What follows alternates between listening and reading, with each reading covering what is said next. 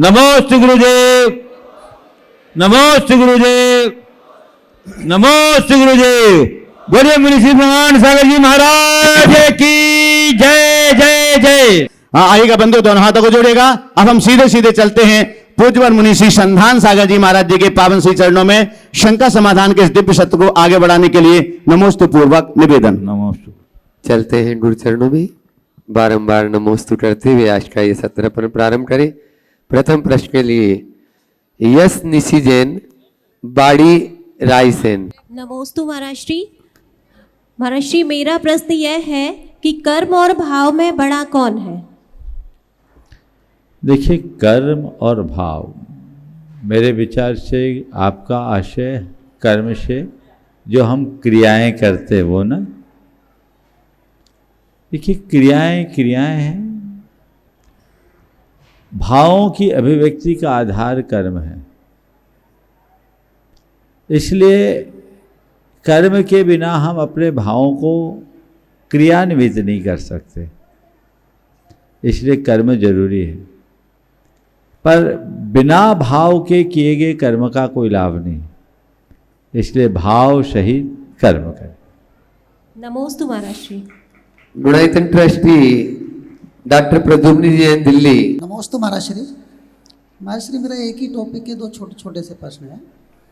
जब हम महाराज श्री किसी ओकेशन पर गर्भगृह से जिन प्रतिमाओं की देवाज्ञा लेकर बाहर निकालते हैं अभिषेक करने के लिए, तो उस दौरान अगर काफ़ी भीड़ होने की वजह से कुछ अविनय हो जाती है, गंदोदक बह जाता है, या लोग शुद्धि भी पूरी तरह से नहीं कर पाते, सोला भी खराब रहता है, फिर हम उसको जब वापस विराजमान करते हैं उसमें कई अविनय हो जाती हैं, तो हमारे श्री उसमें जो देवाज्ञा लेके बाहर लेके जाते हैं उसमें कितना उसको दोष लगता है? एक तो ये है हमारे श्री। दूसरा इसी के साथ छोटा सा प्रश्न महाराज जी है, जो हम लोग श्रावक जो शांति धारा अभिषेक करते हैं, ये किस क्रिया में आता है? पुण्य की क्रिया में या किसी में? क्योंकि जितने मुनिराज हैं हमारे आचार्य उपाध्याय साधु, वो शांति धारा और अभिषेक देखते तो हैं लेकिन करते नहीं हैं, इसके पीछे क्या रीजन है? देखिए, पहले तो कोई भी धार्मिक क्रियाएं करे, शुद्धि, विशुद्धि, विनय और बहुमान का ध्यान रखना चाहिए। पर जब बड़े आयोजन होते हैं, बहुसंख्या में लोग होते हैं, तो कई चीज़ें ऐसी होती है जो व्यवहारिक तौर पर संभव नहीं होती। तो उस समय फिर अंत में विधान है क्षमापना का। देवाज्ञा लेकर गर्भालय से भगवान को आप विहार कराते हैं तो क्षमा याचना पूर्वक विराजमान करना चाहिए। रोज की पूजन में भी आप लोग ये पंक्ति दोहराते हैं, बिन जाने वा जान के, क्या बोलो थोड़ा आगे, तुम प्रसादते। तो भगवान क्षमा मूर्ति हैं, यदि कोई ऐसी स्थिति हो भी जाए तो कुछ ज़्यादा गड़बड़ नहीं होता। लेकिन मैं ये नहीं कहता कि ये सुनकर के आप बड़े आलसी बन जाओ, प्रमाद नहीं होना चाहिए, क्योंकि कोई भी धार्मिक क्रिया आप जितनी तत्परता से करोगे आपका पुण्य उतना प्रगाढ़ होगा। जहाँ तक अभिषेक शांति धारा का सवाल है, ये गृहस्थों की क्रिया है। दान और पूजा मुनियों का धर्म नहीं है, गृहस्थों का धर्म है। ज्ञान और ध्यान मुनियों का। तो मुनि अपना काम करते, गृहस्थ अपना काम करते, समझ गए? तो कुछ क्रियाएं ऐसी है जिसमें शास्त्रीय भाषा में कहूँ तो सावध्य होता है, और गृहस्थ सावध्य के साथ क्रिया करते हुए भी पुण्य कमाता है। पर मुनि की जो आराधना होती है पूरी तरह निर्बद्ध है, यानी उसमें किसी भी प्रकार की इस तरह की कोई प्रवृत्तियों का समावेश नहीं होता। इससे जो मुनियों की क्रिया है वो मुनि करते हैं, जो गृहस्थों की क्रिया है वो गृहस्थ करते हैं, पर यही आपका धर्म है, इसे भूलना नहीं। नमोस्तु महाराज। प्रतीक्षा कासलीवाल, सूरत, गुरु चरणों में अपना प्रश्न करेंगे। नमोस्तु महाराज श्री। मेरा प्रश्न ये है कि मैं सबका अच्छा करना चाहती हूँ, सबका अच्छा सोचती हूँ, लेकिन मेरे साथ कभी अच्छा नहीं होता है, इसका क्या कारण है? इसका एक ही कारण रहा है कि आपने अतीत में अच्छा करने वालों की खूब आलोचना की, जो अच्छा करने वालों की आलोचना करते हैं उनको ऐसा कर्म बंधता है कि अच्छा करने के बाद भी अच्छा कहला नहीं पाते, अच्छा फल नहीं पाते। समझ गए? तो इसलिए क्या करो, और अच्छा करो, ये सोचकर कि अच्छा करने के बाद जब मेरी आलोचना हो रही तो बुरा करूँगी तो फांसी लग जाएगी। तो अब मैं अपने पुराने पाप को अच्छा करके ही समित करूँगी, ये एक रास्ता है। अजय जी विनायक सिंगल भैया और डब्बू जी कासलीवाल गया से गुरु चरणों में अपना प्रश्न कर रहे हैं। गुरुवर के चरणों में सादर नमस्तु, समस्त मुनि संघ के चरणों में मेरा सादर नमोस्तु हम दोनों का। महाराज श्री, हर काम में बार बार निराशा हाथ लगने पर ऐसा लगता है कि हमने तो किसी का बुरा नहीं किया, पर कोई काम करने तो सफल नहीं होते, वहीं और कोई दूसरा करता है तो वो सफल हो जाता है। इसमें क्या पुण्य में कन्वर्ट करना चाहिए? देखिए, पहली बात तो दूसरों की सफलता मत देखो, अपने लक्ष्य को सामने रखकर चलो। जब आप अपना लक्ष्य सामने रखकर चलते हैं तो आपकी सारी ऊर्जा खुद की प्रगति में लगती है, और जब आप दूसरों से कंपैरिजन करने लगते हैं तो मन में हीनता भी आने लगती है। हीनता मनुष्य को कभी आगे नहीं बढ़ने देती। इसलिए पहला काम हम जो भी करें पूरी ताकत से करें और खुद को अपना टारगेट बना करके चले, दूसरों को नहीं। एक बात। दूसरी बात, कई बार ऐसा होता है कि हम प्रयास पर्याप्त करते हैं पर अनुकूल परिणाम नहीं आता। पर्याप्त प्रकार प्रयास करने के उपरांत भी यदि परिणाम अनुकूल ना आए तो हताश मत होइए। ये सोचिए कि अभी कहीं न कहीं मेरे प्रयास में और कमी रह गई है, हम और अधिक प्रयास करें। और एक बात सदैव याद रखें, 99 दरवाजे बंद होने पर 100वां द्वार खुलता है। हमारी दृष्टि बंद द्वारों पर नहीं, खुले द्वार पर हो, रास्ता नमोस्तु गुरु, नमोस्तु। अपने बीच में पटना हाई कोर्ट के जज जस्टिस अखिलेश कुमार जी जैन यहाँ पर उपस्थित है।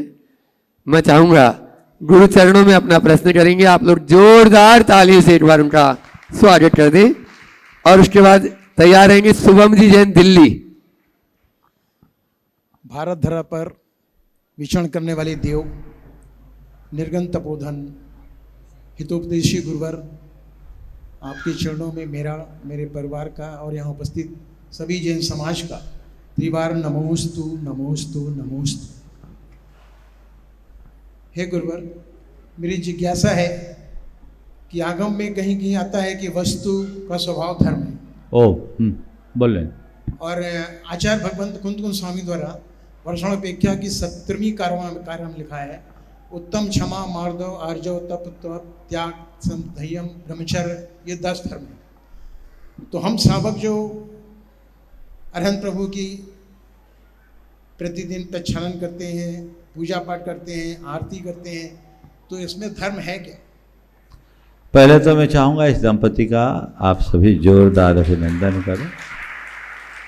ये पटना उच्च न्यायालय के जस्टिस भी रहे, बिहार सरकार में लॉ सेक्रेटरी भी रहे, और वर्तमान में अभी डायरेक्टर हैं, चेयरमैन हैं MACT के। एक बार इनका जोरदार अभिनंदन करें। एक अधिकारी के साथ साथ, एक न्यायविद होने के साथ साथ एक अच्छे श्रावक के गुण इनमें प्रकट होते हैं। इसका अनुमान आपने इनके सवाल से लगा लिया होगा। गुरु भक्ति, प्रभु भक्ति और स्वाध्याय में सतत निरत रहने वाले व्यक्ति हैं। एक बार पुनः इनका जोरदार करतल ध्वनि से अभिनंदन करें। आपने जो सवाल किया कि आखिर हमारा धर्म क्या है, वस्तु का स्वभाव, क्षमादिक धर्म, धर्म की व्याख्या कई तरीके से की गई, लेकिन जो धर्म का मर्म है वो एक ही है, वह है समता। क्या है? समता। कुछ शास्त्रीय संदर्भों को रख करके मैं आपकी बात को और स्पष्ट करना चाहूँगा। आचार्य कुंद ने धर्म को परिभाषित करते हुए यूं कहा, चारितम खलु धम्मो, धम्मो जोसो समोत निडिठो, मोह खोह विहीनो, परिणामो अपनोहु शमो। उन्होंने चारित्र को धर्म कहा। वो धर्म क्या है? क्षमता है। और क्षमता क्या है? मोह और क्षोभ से रहित आत्मा का परिणाम।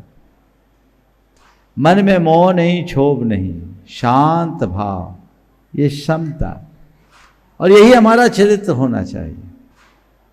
इसे ही दूसरे शब्दों में ग्रंथांतरों में ऐसा कहा गया, धम्मो बद्धु सहावो, खमादि भावो ये 10 विहो धम्मो, रहनतयम च धम्मो, जीवानम रखनम धम्मो। वस्तु का स्वभाव धर्म है। उत्तम क्षमादिक 10 प्रकार के जो धर्म हम आराधते वो धर्म है। रत्नत्रय धर्म है या जीव दया का पालन, ये धर्म है। तो इन सब के पीछे जो मर्म है वो है क्षमता। उस क्षमता को अपने हृदय में वृद्धिंगत करे। वो जो जो विकसित होती है हमारा जीवन उतना प्रशस्त होता है। अब आपका जो सवाल है कि हमारा जो धार्मिक कार्यक्रम है, पूजा पाठ, स्वाध्याय, दान, व्रत, उपवास, ये क्या है? ये धर्म नहीं है, धर्म की क्रिया है, धर्माचरण है। धर्माचरण का मतलब धर्म के लिए किया जाने वाला आचरण।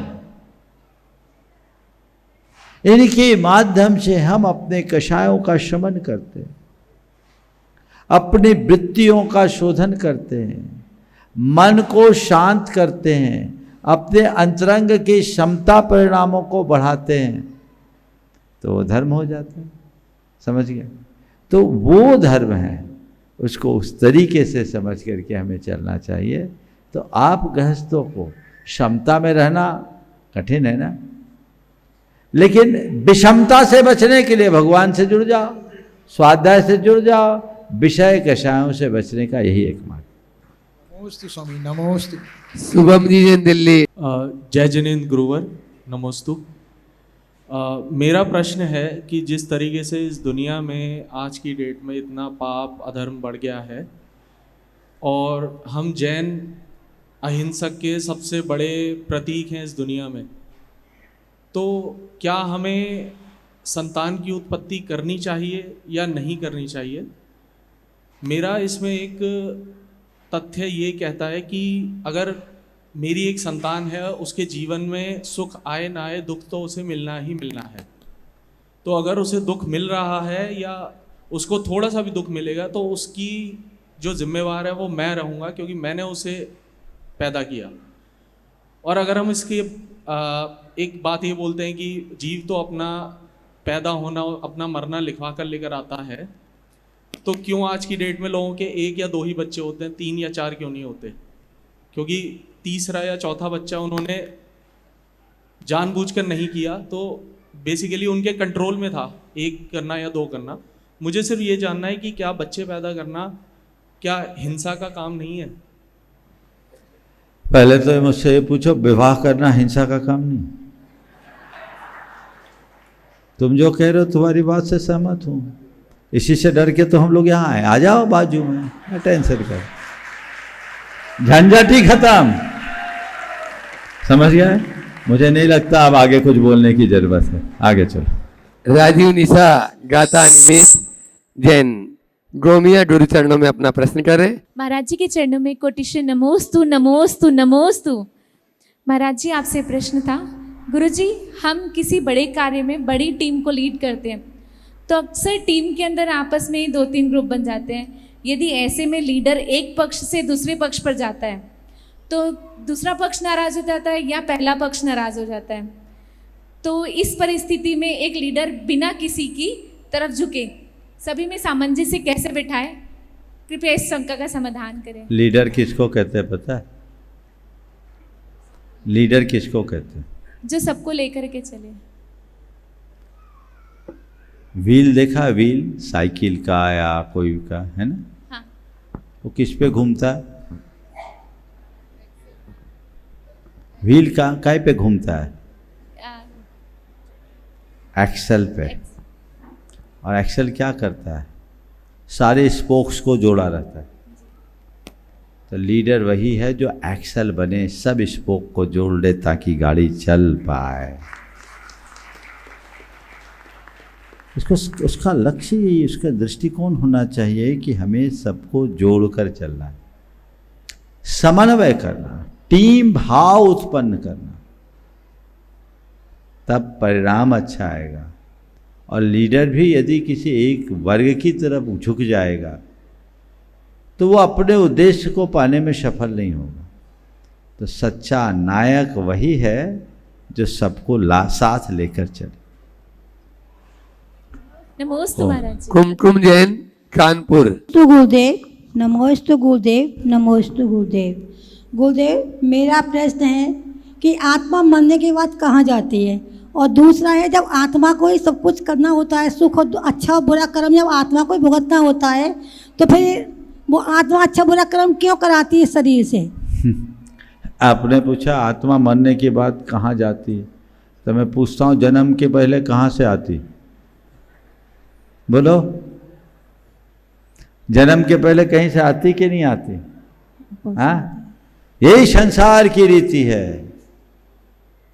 जन्म के बाद मरण और मरण के बाद जन्म। हम यहाँ से मरते तो कहीं जन्म ले लेते हैं, हमने यहाँ जन्मा कहीं से मर के आए, यही खेल है, समझ गए?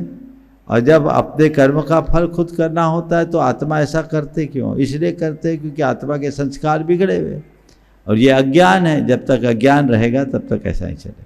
आदित्य जैन, देवरी रायसेन, गुरु चरणों में अपना प्रश्न करें। और गुरुदेव के चरणों में बारंबार नमोस्तु नमोस्तु नमोस्तु। गुरुदेव, मैं और मेरे कुछ मित्र मिलकर बहुत दिन से गौ सेवा का कार्य कर रहे हैं। इससे संबंधित मेरे मन में एक प्रश्न है। गुरुदेव, यदि हम सड़क से घायल गौवंश को देखकर उसको इलाज कराएं और उसको बचाने की आशा से उठाकर लेकर आते हैं और उपचार के बावजूद कुछ स्वस्थ हो जाते हैं और कुछ की मृत्यु हो जाती है, तो ऐसी स्थिति में सेवा करने वाले व्यक्ति को पाप लगता है या पुण्य लगता है? जबकि हमारा नियम गैया की जान बचाना है और बाकी कुछ नहीं।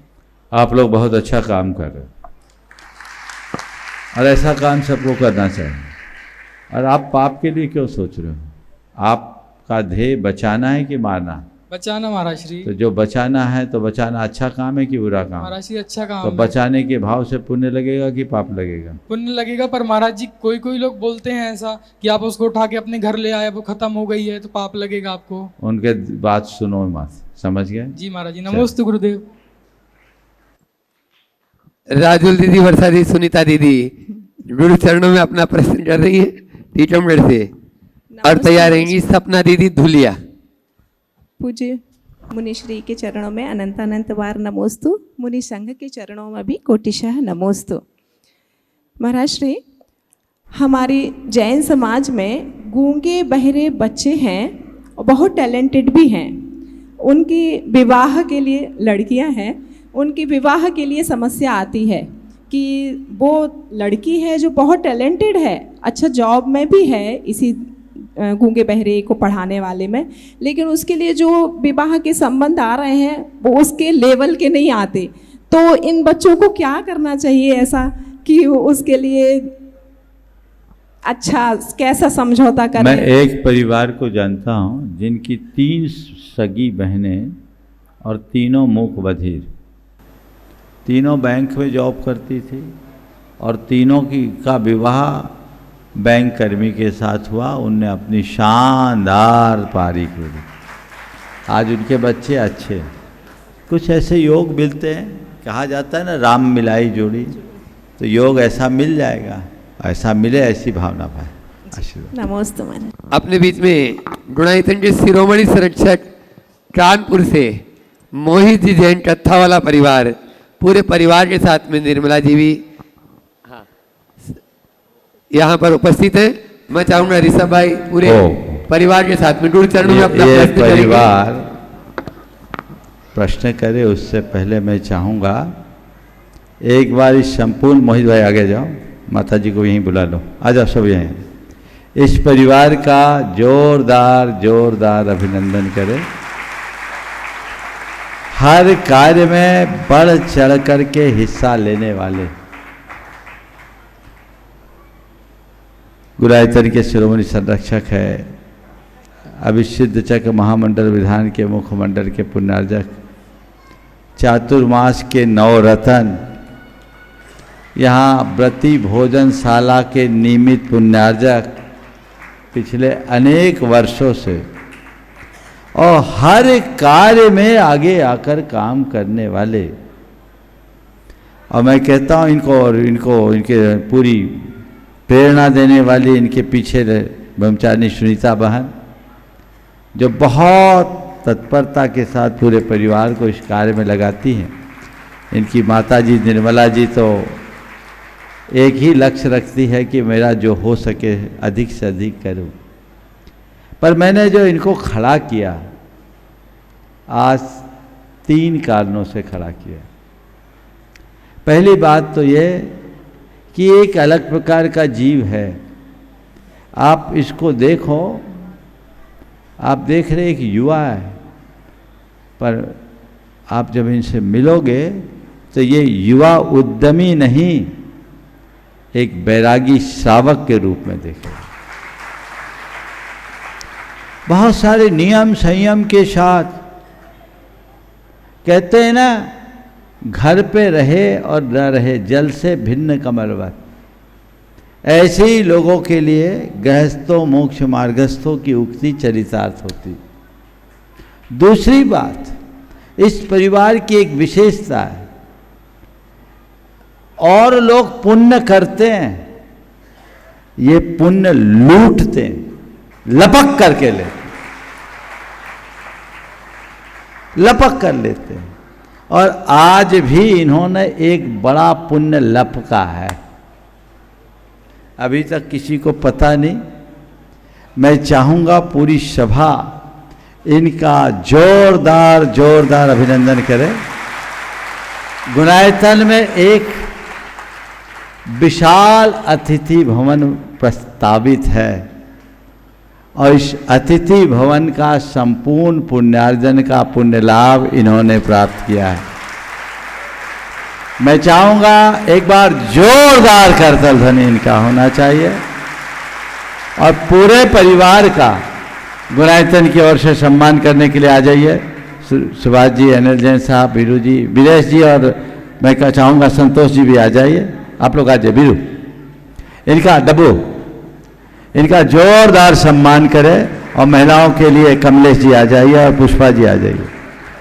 ये परिवार, ये आप देख रहे हैं भवन जो अभी प्रस्तावित है, और बहुत जल्दी, अब परसों सुबह इनके ही कर कमलों से उसका भव्य शिलान्यास भी होगा।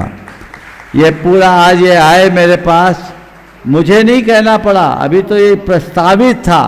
हम सोच रहे थे कि जब होगा तब बात करी जाएगी, लेकिन इन्होंने आकर बहन जी ले आए, बोले महाराज जी वो हो गया क्या?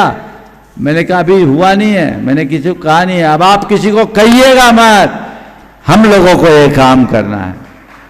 तो ये बहुत बहुत उत्तम कार्य किया है, और ये कार्य इनके पिताश्री कैलाश चंद जी, हाँ करिए, हाँ, कैलाश चंद जी और इनकी माता निर्मला देवी, तो कैलाश चंद जी निर्मला देवी के नाम से उस अतिथि भवन का निर्माण होगा। ये एक बहुत अच्छा कार्य, संपूर्ण भवन का।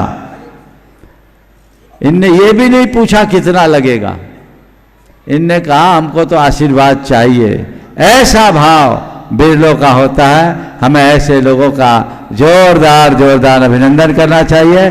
बहन सुनीता, ये भी तन मन धन से, ये अपने तरफ से भी खूब द्रव्य लगाती, हर कार्य में लगाती है, और हर क्षेत्र में इनका योगदान रहता है। बहन सुनीता का भी अभिनंदन जोरदार होना चाहिए, और ये एक बहुत अच्छा कार्य है। तो मैं चाहूँगा, हाँ सामने से सब लोग हट जाओ, सामने से हट के सुनीता दीदी को श्रीफल दो।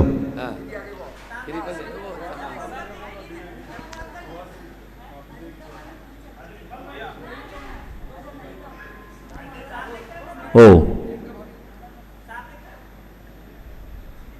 आप लोग तालियों में कंजूसी नहीं करो, जोरदार तालियां इस परिवार के लिए। सम्मान की ये श्रृंखला चल रही है।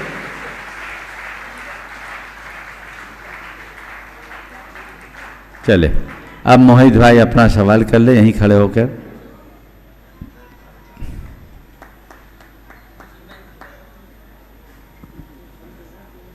पकड़ो मोहित, दोनों माइक वहां तक पहुंचाए। माइक मुझे दो, माइक दोनों में दो। मोहित पूछो।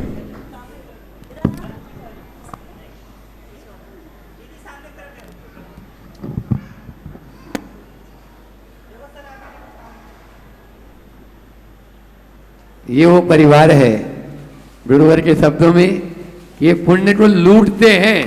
बस इधर से घोषणा हुई नहीं कि बस तुरंत यानी जो है नाम की घोषणा पहले ऐसे। हाँ ठीक है ये, हाँ बहुत बढ़िया, बोलो।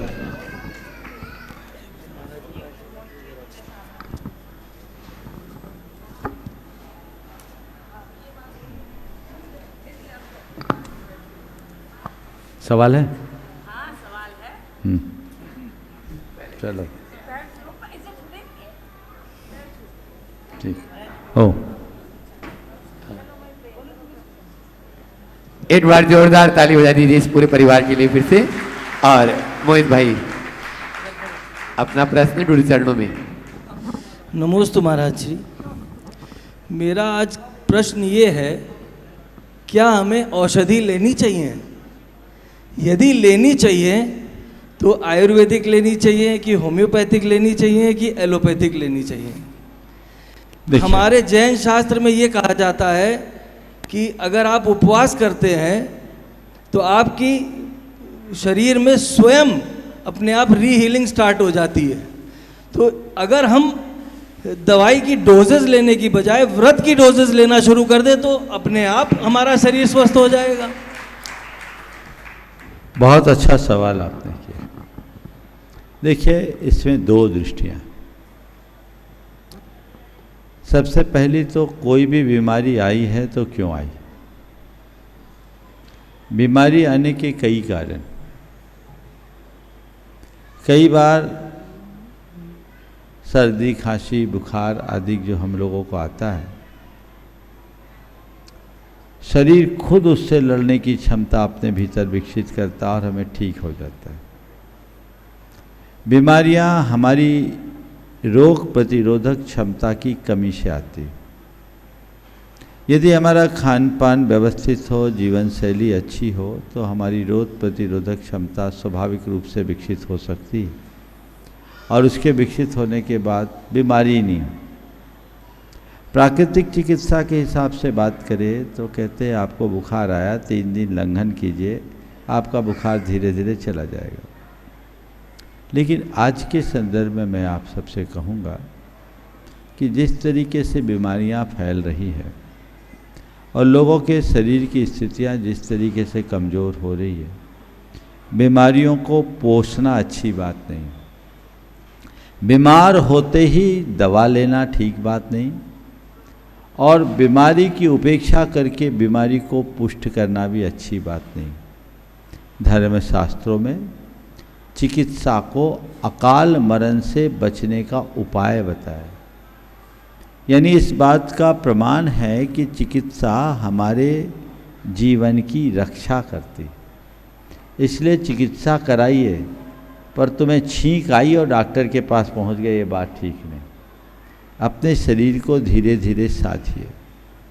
रहा सवाल हम चिकित्सा कौन सी कराएं? उत्तम चिकित्सा वही है जो हमारी प्रकृति के अनुकूल हो। जड़ी बूटियों में बहुत बड़ी ताकत होती है। पहले हमें इसका परंपरागत ज्ञान था, तो परंपरागत ज्ञान होने के कारण लोग बड़ी बड़ी बीमारियों से खुद ठीक हो जाते थे। आज भी बहुत सारे पशु पक्षी हैं, उनको कोई बीमारी होती है तो वो खुद जड़ी बूटी से अपना लाभ ले लेते हैं।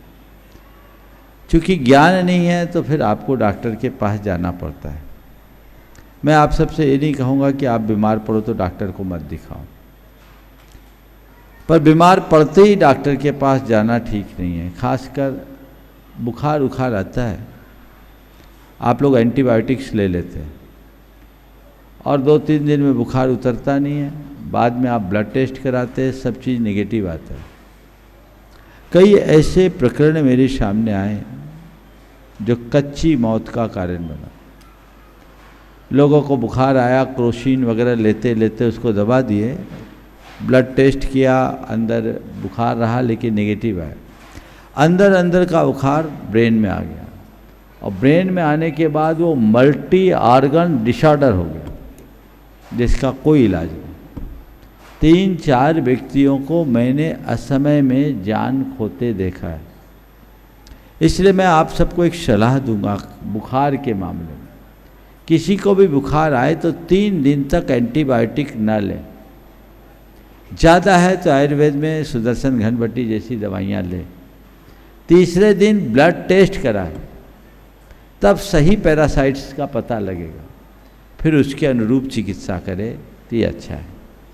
जहाँ तक आयुर्वेद, एलोपैथ या होम्योपैथी का सवाल है, मैं तो एक ही बात जानता हूँ, हम किसी पैथी से ना बंधें, हमें अहिंसा से बंधना चाहिए। जो निर्बद्ध है उसका सेवन करें।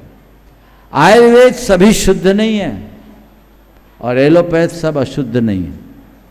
अगर सिंथेटिक औषधियाँ हैं जिनके उत्पादन में किसी भी प्रकार की जीव हिंसा नहीं है, ये सुनिश्चित है, तो हम कहेंगे एक आम व्यक्ति को उसे लेने में संकोच नहीं करना चाहिए। और आयुर्वेदिक में भी यदि हिंसा है तो हमें नहीं लेना चाहिए। होम्योपैथी में अल्कोहल मिलता है, उसे पोटेंशिएट करते हैं। हालांकि आजकल बहुत सारे चिकित्सक पानी और दूध से भी पोटेंशिएट करने लगे। उसकी 14 जैव औषधियों को छोड़कर आप सबका प्रयोग कर सकते हैं। सर्जिकल केस में तो आपको आज एलोपैथ के अलावा और कोई विकल्प ही नहीं। इसलिए इन सब चीज़ों को देख करके कब क्या परिस्थितियाँ उसके अनुरूप चिकित्सा करनी चाहिए। बहुत नमस्ते महाराज जी, नमस्ते। एक बार जोरदार तालियां फिर से इस परिवार के लिए हो। और मैं बुला रहा हूं भारतवर्षीय तीर्थ क्षेत्र कमेटी के मंत्री वीरेश जी सेठ और महामंत्री संतोष जी पेंडारी, वे भी अपने बीच में उपस्थित हैं, और साथ में सुभाष जी सीईओ। जोरदार तालियां इन सभी के लिए जो देव शास्त्र गुरु के प्रति हमेशा सदैव समर्पित रहते हैं। वीरेश भी अपनी बात, अपना प्रश्न गुरु परम पूज्य श्री 108 प्रमाण सागर जी महाराज के चरणों में नमोस्तु, संपूर्ण मुनि संघ के चरणों में नमोस्तु। हे गुरुदेव, आज हम लोग श्री सिद्ध तीर्थ क्षेत्र कमेटी के अध्यक्ष जम्बू कुमार जी, महामंत्री श्री संतोष पेंडारी जी, श्वेतांबर जैन संघ के अध्यक्ष रामपुरिया जी, और भी 2-3 पदाधिकारी और गुणायतन के सीईओ श्री सुभाष जी, श्री राजकुमार जी अजमेरा, श्री सेठी प्रभात सेठी जी, हम सभी लोग आज कलेक्टर गिरिडीह से मिलने के लिए गए थे। कलेक्टर गिरिडीह ने 2.5 से 3 घंटे का समय हम लोगों को दिया। उन्होंने और भी अधिकारियों को बुला लिया, पुलिस अधीक्षक को भी बुला लिया। जो चिंता आपने व्यक्त की और पूरे हिंदुस्तान से जो चिंता सामने आ रही है कि हमारे सम्मेद शिखर पर्वत पर जो युवा पीढ़ी 16 से 30 साल की उम्र के लोग, लड़के पर्वत पे जा रहे हैं और वो तीर्थ की यात्रा का महत्व ना समझते हुए, पर्वत की पवित्रता को ना समझते हुए एक प्रकार से पिकनिक के रूप में वहाँ उनका प्रदर्शन चल रहा है।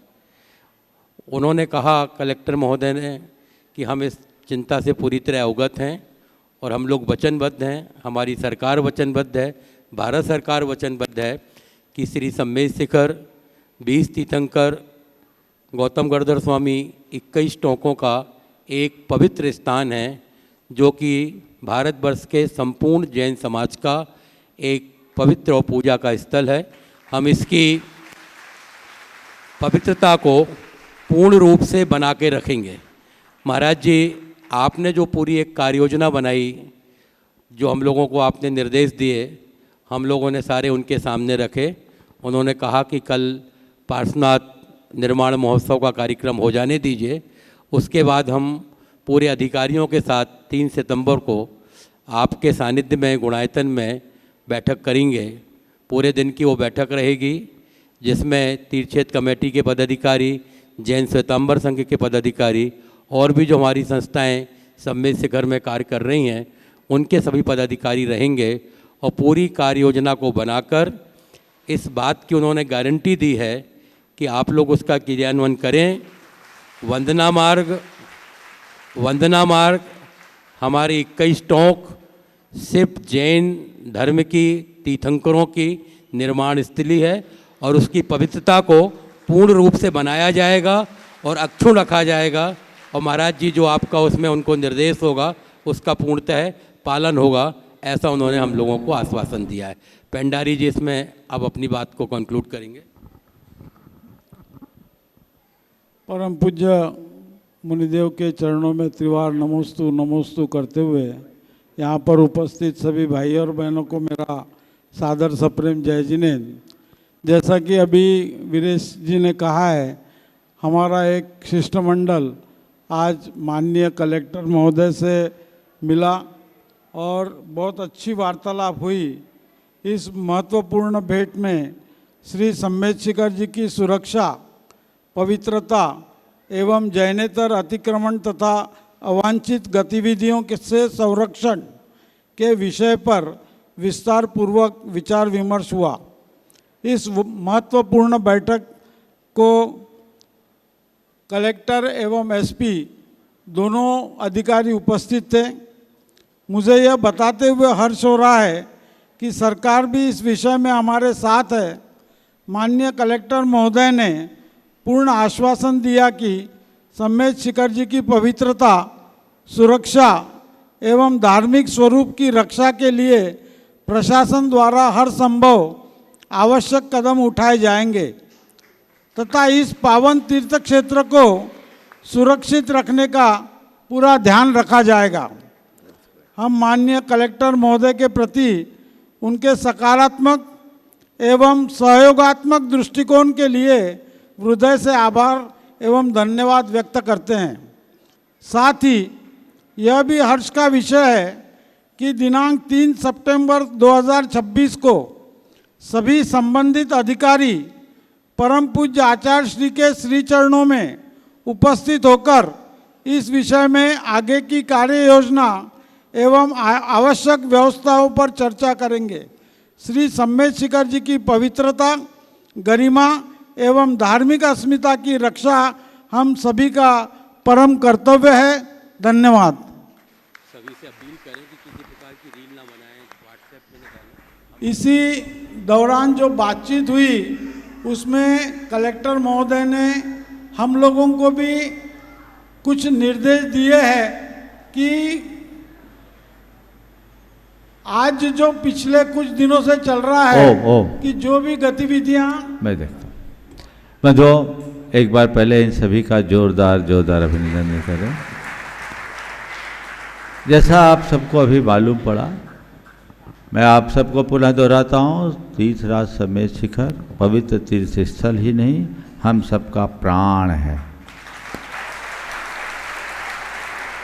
इन सब की पावनता, मर्यादा और पवित्रता को बनाए रखना हम सबका मूल लक्ष्य है, ध्येय है। इसमें किसी भी प्रकार की सोचने जैसी बात नहीं है। लेकिन मैं आज आप सब लोगों से कह रहा हूं और ये संदेश पूरे देश में आप लोगों को आज ही फैलाना है।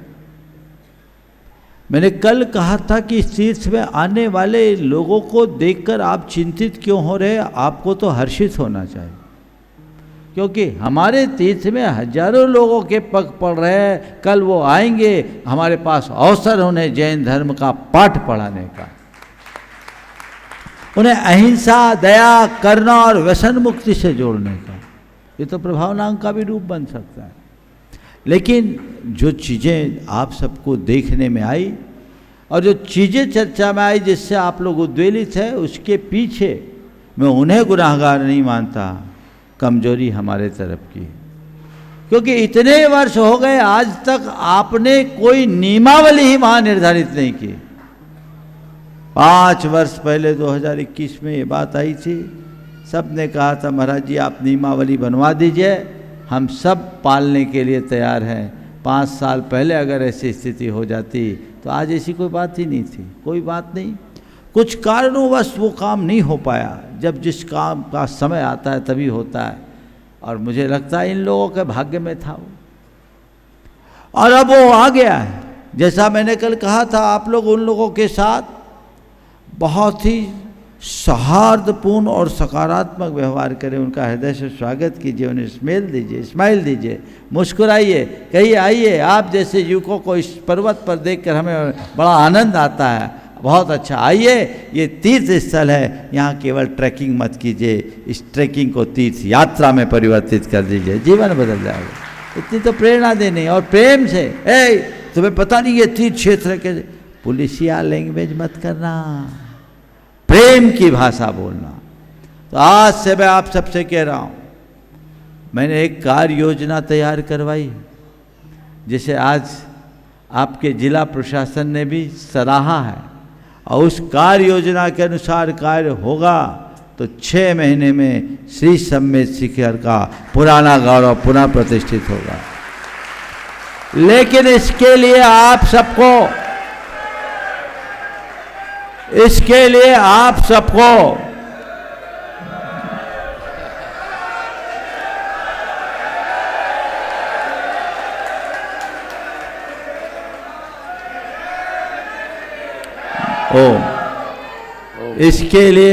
सबको पूरी तरह से जिम्मेदार बनना पड़ेगा, संयम का परिचय देना होगा।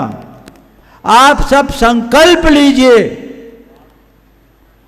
कि अब शिखर जी के विषय में हम कोई पोस्ट जारी नहीं करेंगे। शिखर जी में जब हम पर्वत पर वंदना करेंगे, अपने वाणी, व्यवहार और आचरण में संयम रखेंगे।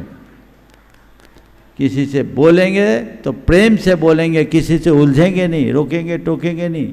प्रशासन काम कर रहा है, लेकिन ये मत सोचना कि कल से ये हो जाएगा। कार्य योजना बनने के बाद चीज़ों को जमीन में लाने पर थोड़ा वक्त लगता है, तब तक आपको धैर्य रखना पड़ेगा, और चीज़ें बहुत जल्दी सुधरेगी। एक सप्ताह की पूरी कार्य योजना बन गई है। मैं इतने दिनों से आप लोगों के बीच में इस विषय में कभी नहीं कहा, क्योंकि मुझे मालूम था काम जब तक ठोस ना हो जाए तब तक कहने का कोई अर्थ नहीं है।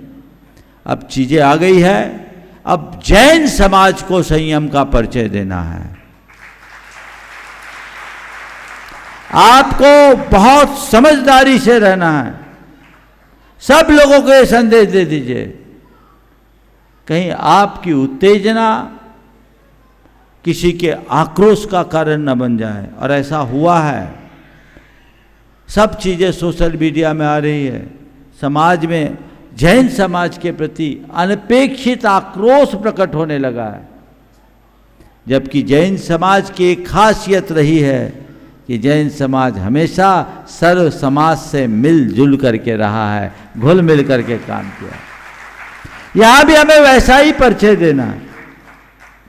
इसलिए बिल्कुल भी आप सबको वंदना करनी है। कुछ चीज़ें यदि आपको ऐसे दिख भी जाए और आपको लगे कि यहाँ प्रेम से बोलने का अवसर है तो बोल दीजिए, नहीं तो अभी इग्नोर कीजिए। थोड़े दिन धैर्य रखिए, संयम का परिचय दीजिए, चीज़ें धीरे धीरे बदलेगी। नहीं तो जिस तरीके की प्रतिक्रियाएं बाहर आती है वो हमारी स्थिति को खराब कर देती है, वापस पुरानी स्थिति ना आ जाए। हमें इसका ध्यान रखना है। इसलिए आप लोग बिल्कुल इस विषय को लेकर निश्चिंत रहिए। कमेटी ने इस विषय में तय कर लिया, मैंने कार्य योजना बना ली है, और आपको पता है अगर मैं किसी काम में हाथ डालता हूँ तो फिर उसे पूरा ही करना होता है। और मैंने कमेटी को कह दिया है कि इस कार्य के लिए आपको कोई चिंता करने की जरूरत नहीं है। जो संसाधन चाहिए होगा सबकी पूर्ति होगी, जैसे की जरूरत होगी होगी। हमारा एक ही ध्येय है, हमारे क्षेत्र की पवित्रता। और आप सबसे मैं कहता हूं, शिखर जी के विषय में अब आपको जब तक इस मंच से कोई बात न कही जाए तब तक आप उसे अधिकृत बात मत मानिए। जो भी घोषणा होगी कमेटी इसी मंच पे आके घोषणा करेगी। इससे जो मैसेज जाए वो अधिकृत मैसेज मानिए, नहीं तो हमारे यहाँ एक से एक राय बहादुर है, सोशल मीडिया में अपनी राय व्यक्त करते रहते हैं। ज़मीनी हकीकत क्या है आप सबको पता नहीं है। हमें उन सब चीज़ों को ध्यान में रख कर के चलना है। इसलिए आज ये बहुत अच्छा मौका है। कल पार्श्वनाथ भगवान का निर्वाण महामहोत्सव उत्साह के साथ मनाइए।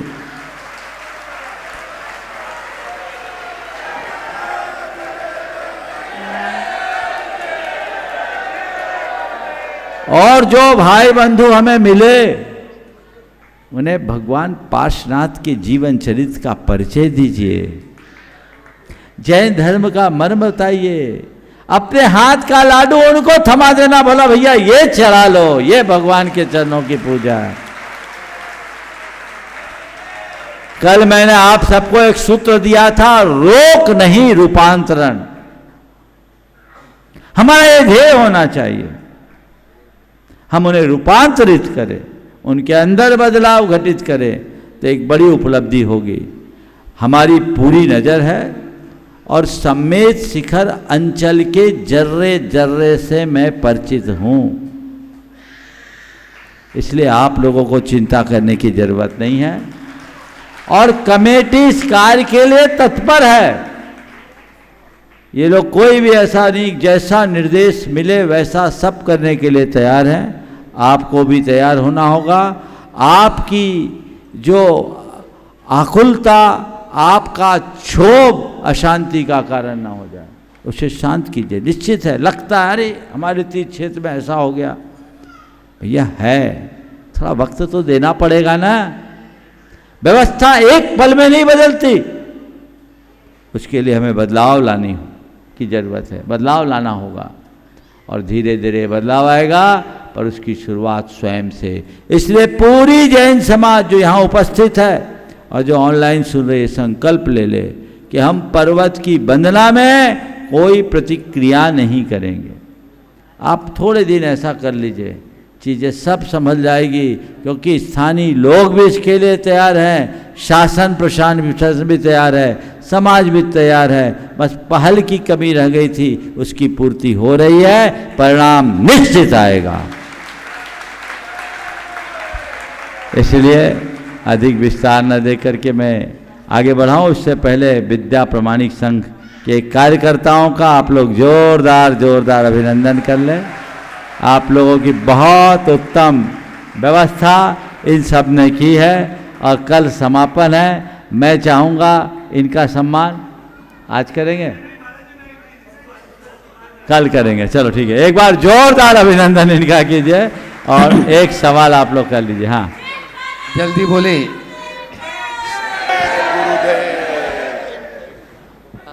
जयकारा गुरुदेव का, जय जय गुरुदेव।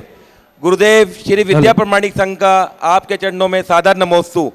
गुरुदेव, भोजनशाला प्रारंभ होने से पहले परसों शंका समाधान में ही मैंने आपसे प्रश्न किया था कि हम सब सदस्यों को शंका हो रही है कि इतनी दूर भोजनशाला लग रही है, लेकिन जो आपने आशीर्वाद दिया वो ऐसा फला फूला कि कल जब हमने शुभारंभ किया तो हमारे उम्मीद से भी डबल यात्री वहाँ पर मौजूद थे। और गुरुदेव, लाइन तो ख़त्म हो ही नहीं रही, लेकिन हमारा भोजन भी ख़त्म नहीं हो रहा। लाइन भी बढ़े जा रही है और हमारा भोजन भी हमें पता नहीं कहाँ से आ रहा है, लेकिन वो भी बढ़ा जा रहा है और सब तृप्त होके जा रहे हैं। गुरुदेव, पूरा परिवार यहाँ पे विद्या प्रमाणिक संघ का आपके सामने खड़ा है। ये सारे बच्चे एक हफ्ते की छुट्टी लेके आए हैं यहाँ पर, और इनको हम इसलिए लाते हैं कि ये संस्कार और ये परंपरा जो है आगे इनको ही संभालनी है। तो गुरुदेव, ऐसा संबोधन और ऐसे आशीर्वाद दीजिए कि ये परंपरा आगे वर्षों तक चलती रहे। बोलो। नमोस्तु महाराज जी। हाँ, 2 मिनट और है। हाँ बोलो। हम पिछले 10 दिन पहले जब आए थे, हमने अपनी शंका रखी थी कि महाराज जी यहाँ भोजनशाला नहीं हो पाएगी। आपने कहा कि श्रद्धान की कमी लग रही है। उसके बाद हमने कुछ नहीं बोला और आज हमने वो देखा कि जो आपने सोच लिया, जो आपने अभी बोला है कि जो मैंने सोच लिया वो काम होके रहेगा। आपने कहा लाइन इतनी लगेगी कि पिछले सारी भोजनशाला भूल जाओगे, और वही काम हम यहाँ पे देख रहे हैं। हमारी श्रद्धा में कोई कमी नहीं है और आपके आशीर्वाद में भी हमारे प्रति कोई कमी नहीं है। नमोस्तु भगवान, नमोस्तु नमोस्तु। वही मैंने कल आपसे बोला था कि गुरु वचन में शंका, तो वो शंका सारी मिट गई महाराज जी। और ये मैं सबको कह रहा हूँ, अगर ये बीड़ा आपने ले लिया शिखर जी का, तो वो भी पक्का है 1000%, 1,00,000% वो हमारे साथ ही रहेगा। बहुत सुंदर, सभी को बहुत बहुत आशीर्वाद, ऐसे ही लगे रहें। समय हो गया है।